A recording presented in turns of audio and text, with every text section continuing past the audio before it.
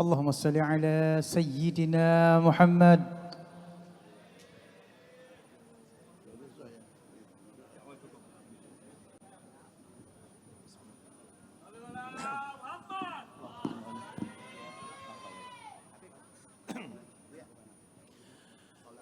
Bismillahirrahmanirrahim.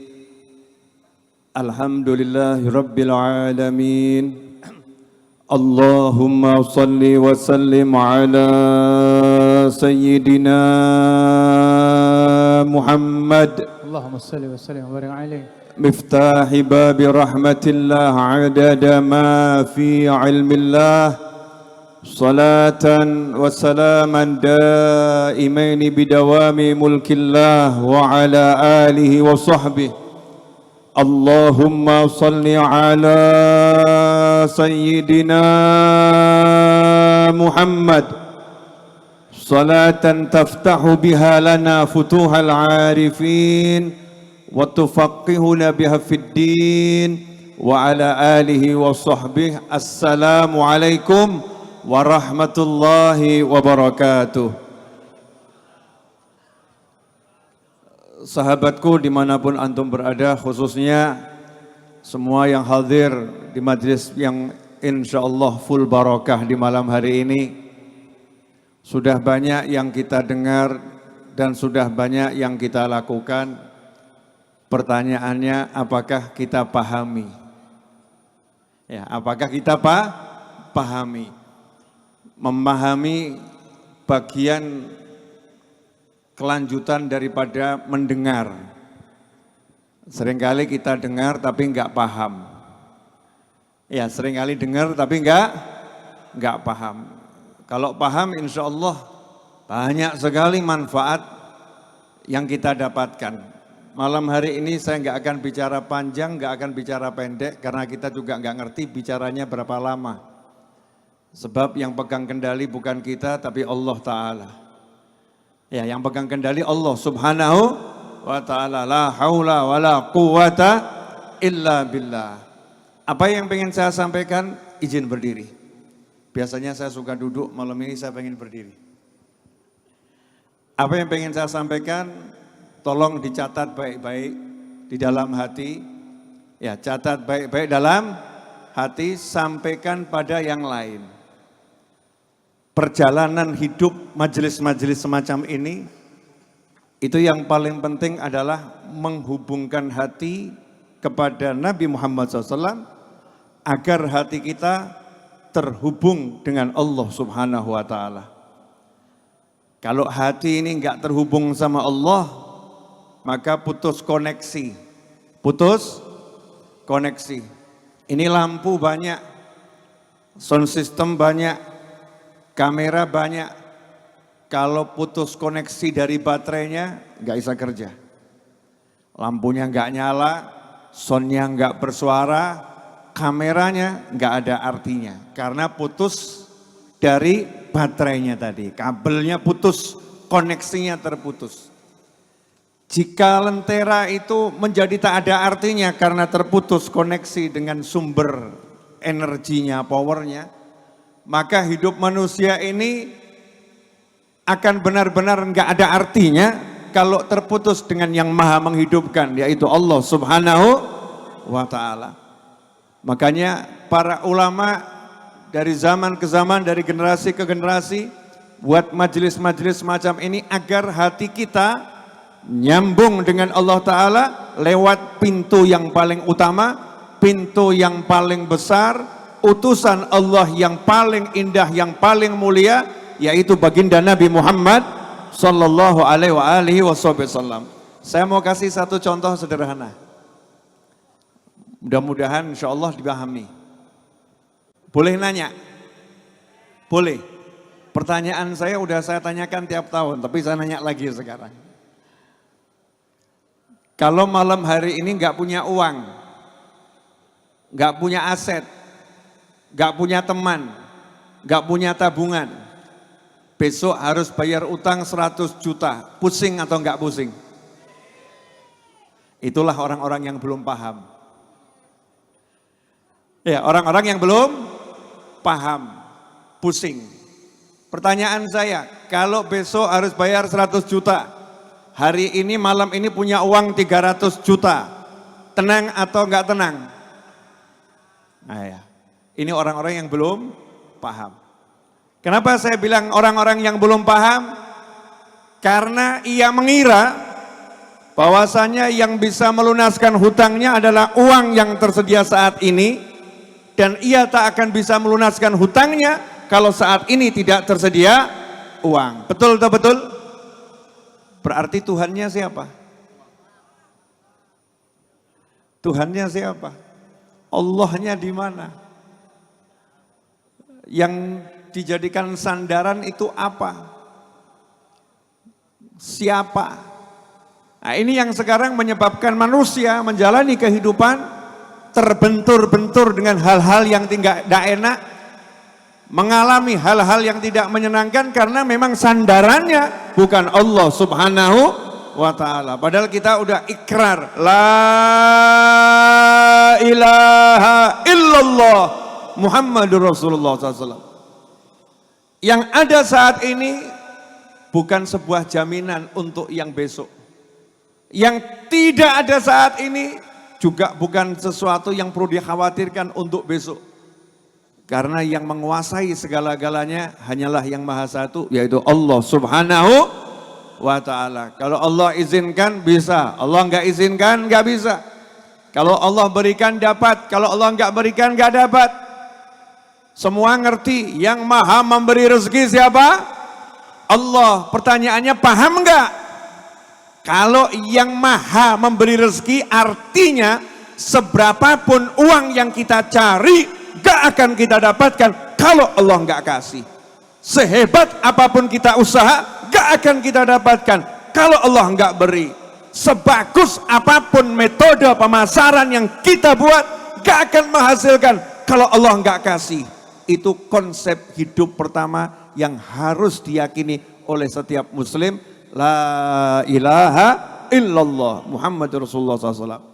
Nah sayangnya kita terjebak sama pemikiran-pemikiran yang dibisikkan syaitan. Kalau enggak ada enggak bisa. Kalau ada berarti bisa. Nah terus Allahnya di mana? Ya Allahnya di mana? Saya pengen antum pulang nanti udah tambah ilmunya, tambah pahamnya. Segala sesuatu Allah yang tentukan, dipahami, dihayati, dirasakan, dilatih betul. Sampai jadi rasa. Allah yang punya kuasa, Allah yang punya kuasa. Orang yang udah berkata dalam hatinya Allah yang punya kuasa, Allah yang maha bisa, Allah yang maha, Allah yang maha, Allah selalu dalam hatinya. Ala bidzikrillahi tatmainnul qulub. Allah yang bilang ala, sungguh hanya dengan berzikir kepada Allah tatmainnul qulub, hatinya siapapun bisa menjadi tenang. Orang yang udah ingat kalau yang maha bisa Allah, yang maha mampu Allah, yang maha kuasa Allah, yang maha menentukan Allah, hatinya tenang. Kenapa? Karena Allah begitu mudah dihubungi. Allah begitu mudah diajak bicara.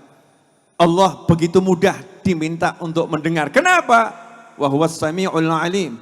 Allah itu maha mendengar, lagi maha mudeng, maha mengerti.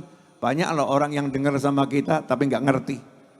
Banyak orang kita ajak ngomong dengar dia tapi nggak pernah paham. Bahkan pura-pura nggak ngerti. Kenapa? Karena memang dia cuma bisa dengar tapi nggak bisa memahami. Dengar tapi nggak punya nurani. Dengar nggak punya perasaan. Allah Subhanahu wa ta'ala maha mendengar. Kita nggak berkata Allah maha mendengar. Karena nggak semua orang bisa berkata. Ada orang yang dijadikan lisannya nggak bisa bergerak. Ada orang yang dijadikan lisannya jika bergerak kalimatnya nggak sama dengan yang dipikiran. Ada orang yang sama sekali ditidurkan oleh Allah Subhanahu wa ta'ala. Bahkan tubuhnya nggak bergerak. Tapi pikirannya bergerak, hatinya bergerak. Allah maha mendengar. Meskipun hati kita bicaranya pelan-pelan. Allah maha mendengar. Pertanyaan saya, nah kalau udah Allahnya maha mendengar, Allahnya maha dekat, Allahnya mengerti, terus Allahnya ngomong, ud'uni astajib lakum.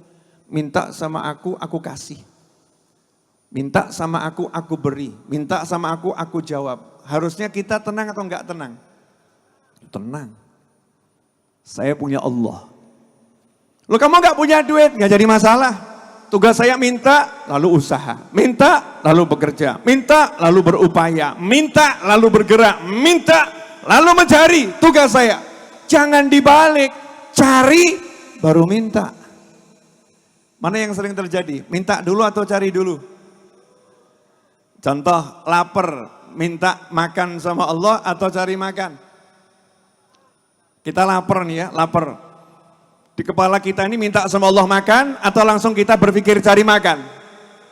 Berpikir cari makan. Kalau udah mentok gak dapat, kita ngapain? Allahumma ya Allah, cari makan kok susah. Beri saya makan. Jadi mentok-mentok ujungnya minta sama Allah.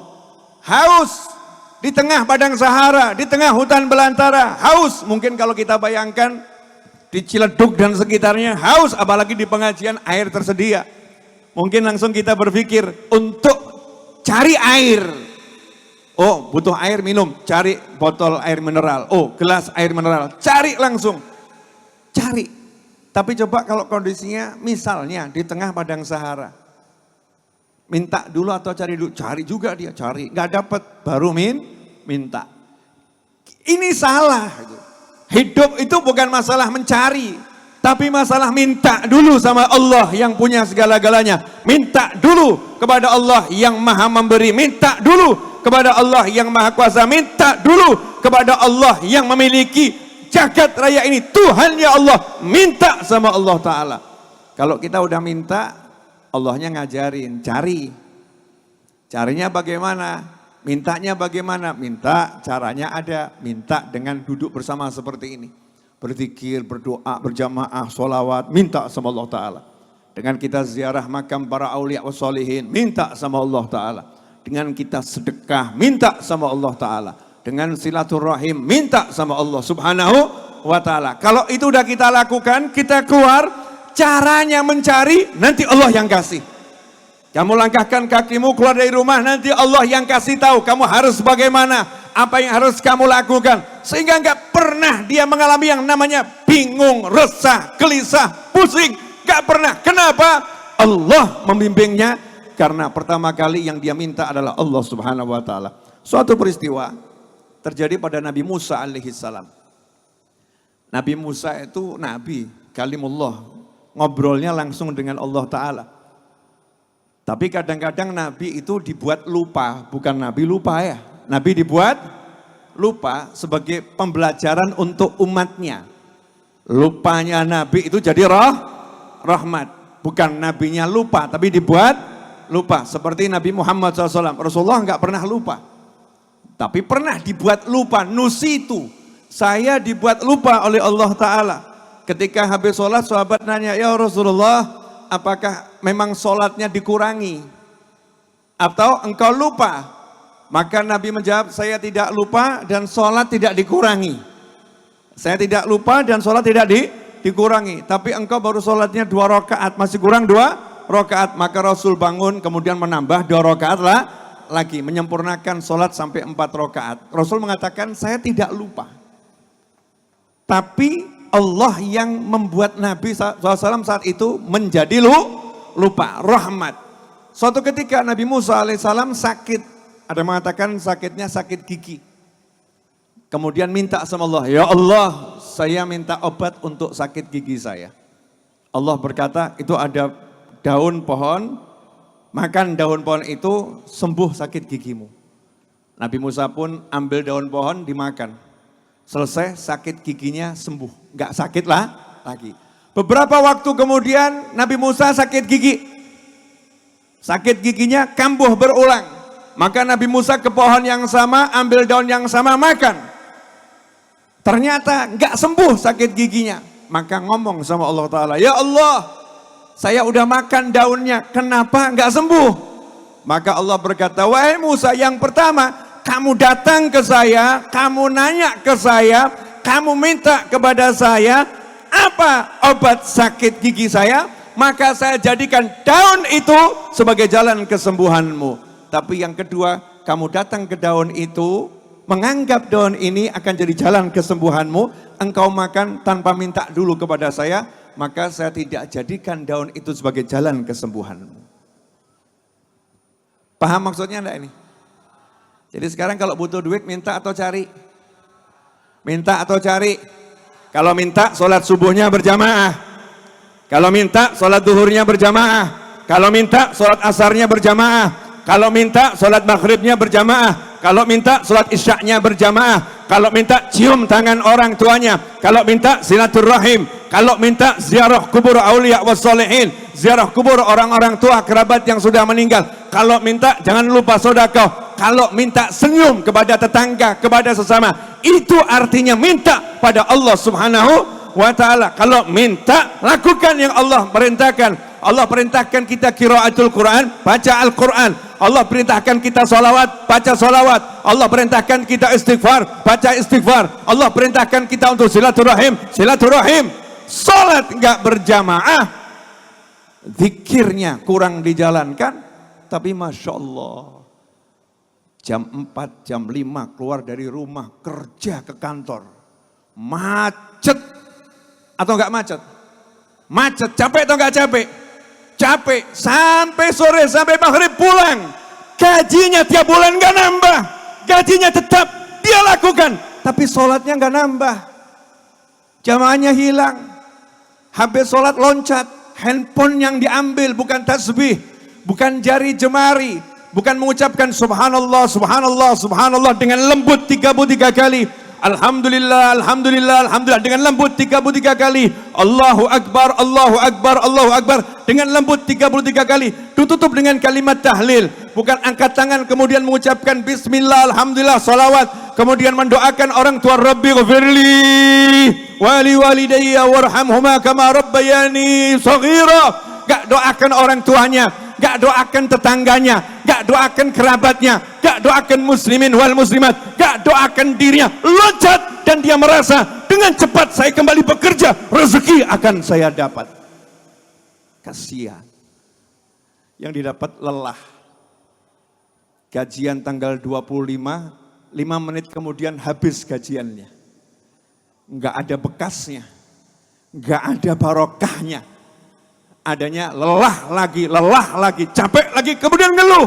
Hidup kok seperti ini, hidup kok seperti ini. Tapi coba kita lihat, para masyayikh, para asatidz, para ulama, orang-orang yang soleh, orang-orang yang istiqomah, mereka yang sholat 5 waktu berjamaah, mereka yang bekti sama orang tuanya, hidupnya tenang, kerjanya sama, tenangnya beda. Kerjanya sama, tenangnya beda. Apalagi kelihatannya kerjanya juga nggak sama, kerjanya santai-santai saja, tenangnya jauh berbeda dan hasilnya sangat berbeda. Nah ini yang pengen saya sampaikan ke antum semuanya. Jangan tertipu sama dunia, jangan tertipu sama dunia. Hebatmu nggak akan menghasilkan apa-apa. Izin Tuhanmu yang menentukan segala-galanya. Maka jangan tinggalkan sholat subuh berjamaah. Aneh bin ajaib. Orang tua, oknum orang tua zaman sekarang malam ngomong sama anaknya, tidur, besok kuliah. Cepet tidur, besok sekolah. Kenapa enggak ngomong, cepet tidur, besok sholat subuh berjamaah. Hilangkan kata sekolah, kata kuliah, kata apapun hilangkan. Sampaikan kepada anak kita, tidur, besok sholat subuh. Tidur, besok kamu harus sholat. Tidur, kamu harus sholat. Sholat, kamu akan sukses. Gak sholat sehebat apapun, mau jadi pemimpin model apapun, mau menjadi pejabat model apapun, jadi konglomerat model apapun, jadi orang hebat model apapun, tak sukses dalam pandangan Allah Ta'ala. Yang dipanggil sukses itu siapa? Hayya 'alas shalah, hayya 'alas shalah. Lanjutannya, hayya 'alal falah, hayya 'alal falah. Ayo sholat, ayo sholat, ayo sukses, ayo sukses.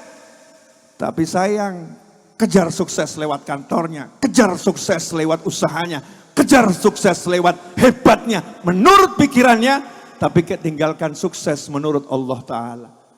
Lah sukses, salah, gak ada kesuksesan bagi orang yang semacam itu.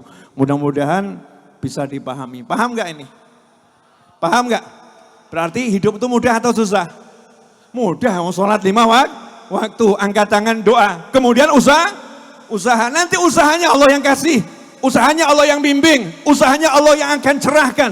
Usahanya Allah yang akan mudahkan. Usahanya Allah akan berkahkan. Buktinya udah banyak. Tinggal tengok kanan, tengok kiri. Sekitar kita. Orang-orang yang istiqomah dalam kebaikan. Hidupnya mudah, tenang, nikmat. Caranya tinggal copy paste, selesai. Jangan buang-buang energi, cari model-model yang gak pernah kita pahami, dan kita mengerti. Model-model yang masih penuh dengan rancu-rancu, model-model yang penuh dengan hal-hal yang tidak menyenangkan, yang sudah jelas orang-orang dahulu dari zaman Nabi sampai sekarang, yang sholat 5 waktu berjamaah, kemudian zikir berjamaah, cari ilmu, usaha, dia keluar dari rumah, hidupnya nyaman, enak dan tenang. Sekian. Sebelum saya tutup, saya mau minta Fatihah. Yang pertama, dan juga langsung jadi satu, untuk orang-orang yang dahulu hadir di majelis ini. Ada Habib Muhammad bin Husin Al-Aidrus. Ya, dahulu hadir di majelis ini. Ada akhina Faiz Rizal bin Muhammad Al-Attas. Yang dahulu hadir di majelis ini. Dan orang-orang tua kita, kerabat, sahabat kita, yang dulu hadir di majelis ini. Sekarang berada di alam barzah sana, terkhusus juga yang barusan wafat pada hari ini, Ibu Siti Nurmaina binti Haji Samsur Ramli, dan juga keluarga antum semua yang sudah meninggal dunia, wa auliya hadhi baldah wa salihah. Semoga Allah yaghfir lahum warhamhum wa yu'li darajatihim fil jannah, wa yanfa'una bi asrarihim wa anwarihim wa ulumihim nafatihim barakatihim fid dini wad dunya wal akhirah, wa barakatihim an Allah yaghfir dhunubana wa yastur uyubana wa yataqabbal jami' hasanatina wa tajawaz an sayatina wa adfa' anna al-bala wal waba wal wala wal ghala wal fitan ma dhahara minha wa batan warzuqna jami'an husnal khatimah 'indal maut ba'da umrin tawil fi ta'atihi ma lutuf al afi ala hadini wa ala ma nawa habibi ali wa ila hadratin nabi sallallahu alaihi wasallam al-fatihah.